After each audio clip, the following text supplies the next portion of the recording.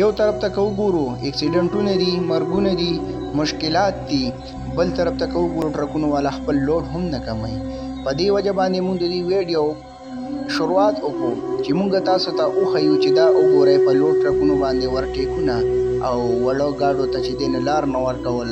تېره هفته په باغ جبران هوټل مخې ته چې کومه واقعه شوې وه په هغې کې چې د کور 4 کسه وفات شوي وو، شهیدان شوي وو.